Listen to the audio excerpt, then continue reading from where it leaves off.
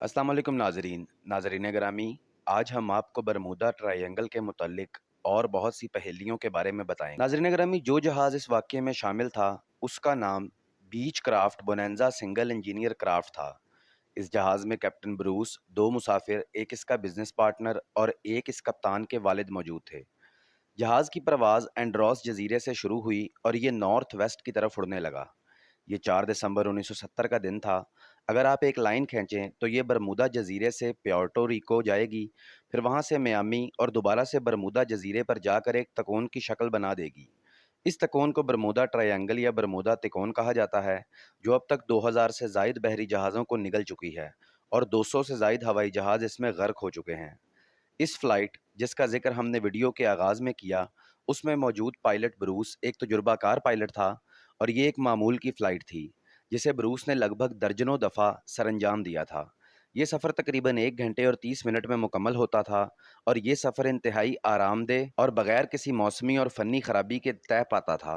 लिहाजा captain Bruce को इस दफ़ा भी मामूल के मुताबिक फ़्लाइट को ले जाना था, जैसे सब लोग अपने मामूल के काम करते हैं, मगर इस दफ़ा इस फ़्लाइट के साथ कुछ अलग होने वाला था। इन्हें नहीं इल्म था कि वो इस दफ़ा अजीबो-गरीब हालात से सामना करेंगे। ब्रूस ने जहाज़ उड़ाया और उसे बुलंदी पर ले जाना शुरू कर दिया। 1000 फीट की बुलंदी पर ब्रूस ने अपने सर पर यानी जहाज़ के ऊपर एक छोटे से बादल को देखा, जो कि मुसलसल बड़ा होता जा रहा था।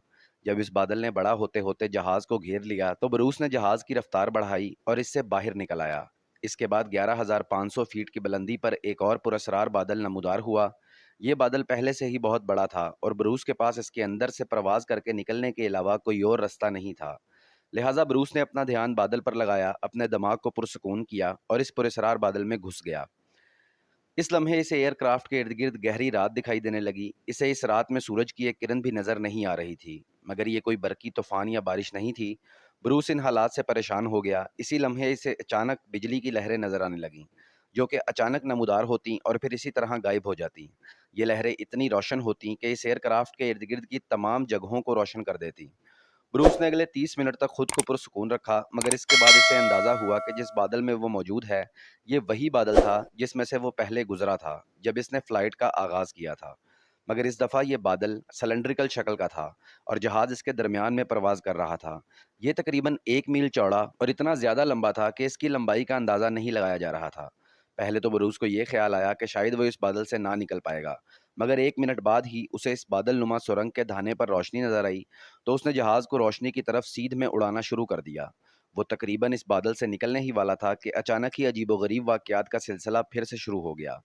बादल वाली सुरंग के धाने की दीवारें तंग होने लगीं, ये जहाज़ के करीब आने लगीं। समत दिखाने वाले आले जो जहाज़ में मौजूद थे, यकदम ख़राब होने लगे। कंपास खुद से ही एंटी क्लॉकवाइज़ यानी उल्टी घूमने लगी। जहाज़ के तमाम इलेक्ट्रॉनिक आले ख़राब काम करने लगे। ये तमाम हालात ऐसा ज़ाहिर कर रहे थे जैसे कि जहाज़ को अब कोई और उड़ा रहा है। ब्रूस की जानिब से जहाज़ को अपने कंट्रोल में लेने की तमाम तर कोशिशें नाकाम होती जा रही थीं। उसने जहाज़ को सुरंग के धाने की तरफ उड़ाना जारी रखा, इस उम्मीद में कि वो जल्द अज़ जल्द इस सुरंग नुमा बादल से बाहर निकल जाए। दीवारें लम्हा ब लम्हा तंग होती जा रही थी। ब्रूस के पास वक्त की कमी होती जा रही थी। इसे इस जगह से तेज़ी से बाहर निकलने की ज़रूरत थी। नाज़रीन ग्रामी, अगले 20 सेकंड इसकी ज़िंदगी के सबसे ज़्यादा परेशान कुन लम्हात थे, मगर इन्हीं लम्हात में ब्रूस इस पुरस्रार बादल से बाहर निकल आया और जैसे ही वो इस सुरंग से बाहर निकला, उसने 5 सेकंड्स के मामूली अरसे के लिए खुद पर बेहोशी तारी होती महसूस की। मगर इसके बाद बादल गायब हो गया और जहाज़ सही सलामत आसमान पर मौजूद था।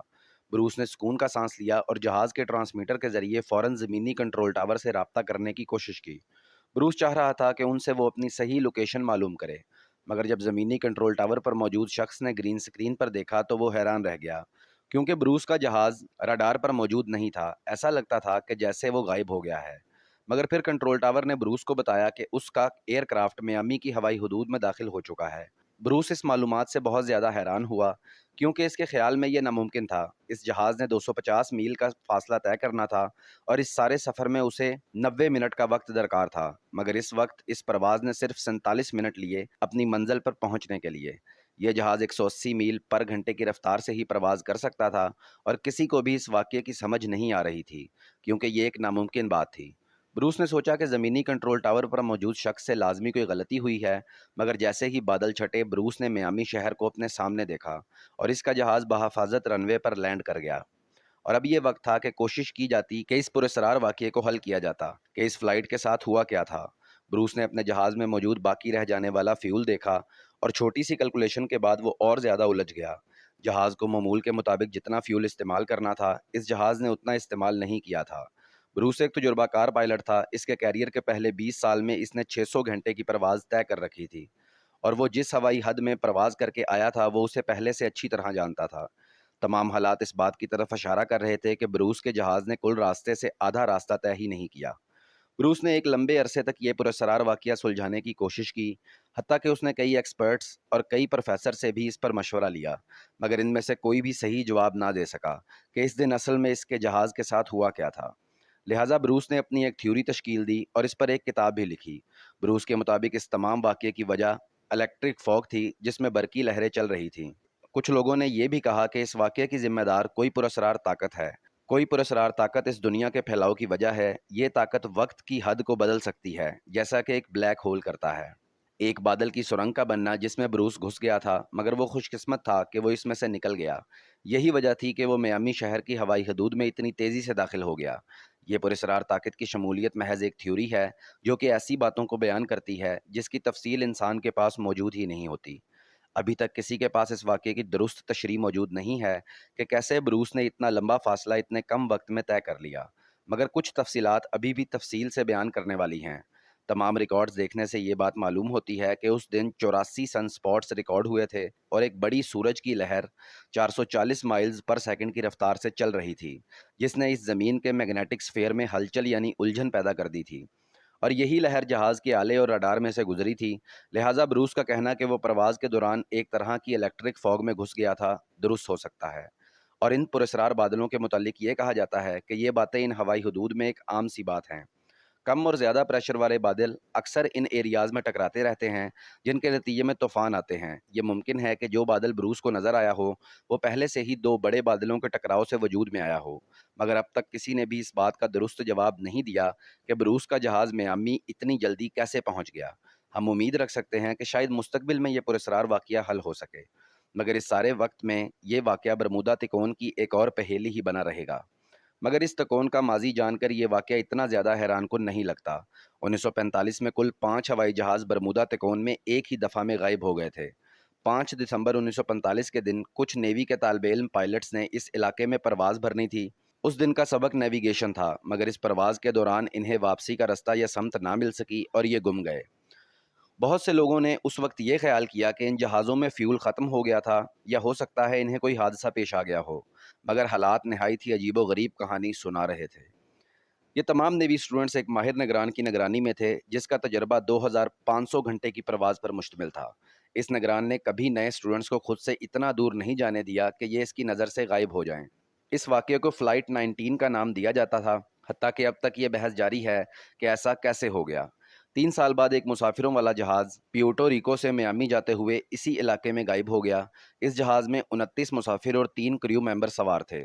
इस परवाज़ के दौरान मौसम मुकम्मल तौर पर साफ़ था, मगर एक्सपर्ट्स का कहना है कि जब ये जहाज़ मियामी के साहिल से 50 मील के फासले पर था तो इसे कोई ताकतवर तूफान घेर सकता था जिसने इसे गिरा दिया होगा। सालों बाद गोताखोरों ने इसी तरह का दिखने वाला जहाज़ पानी में तलाश कर लिया था, मगर इस पर तफसीलात और इसका रजिस्ट्रेशन नंबर मौजूद नहीं था, तो किसी ने भी ये एतबार नहीं किया कि ये वही मियामी जाने वाला जहाज़ है जो गायब हुआ था। अगले महीने जनवरी 1948 में एक और जहाज़ बरमूदा तिकोन में गायब हो गया, जिस जहाज़ में 25 मुसाफिर और 6 क्रू मेंबर शामिल थे, जो कि बरमूदा तिकोन में ही कहीं पर गायब हो गए। इस जहाज़ के गायब होने और अनगिनत दूसरे जहाज़ों के गुम हो जाने के पुरस्रार और अजीबो-गरीब वाक़यात अभी तक हल नहीं हो सके और एक पहेली बने हुए हैं, जिस पहेली का इशारा बरमूदा तिकोन की जानिब उठता है। तो नाज़रीन, आज की वीडियो में इतना ही। हमारे चैनल पर नए आने वाले नाज़रीन से हमारी गुजारिश है कि वो हमारा चैनल ज़रूर सब्सक्राइब करें और साथ ही मौजूद बेल आइकॉन का बटन प्रेस करें ताकि हमारी हर नई आने वाली मालूमाती वीडियो आप तक पहले पहुंच सके और आप इससे इस्तेफ़ादा हासिल कर सकें। इसी के साथ हमें इजाज़त दीजिए। अल्लाह हाफ़िज़।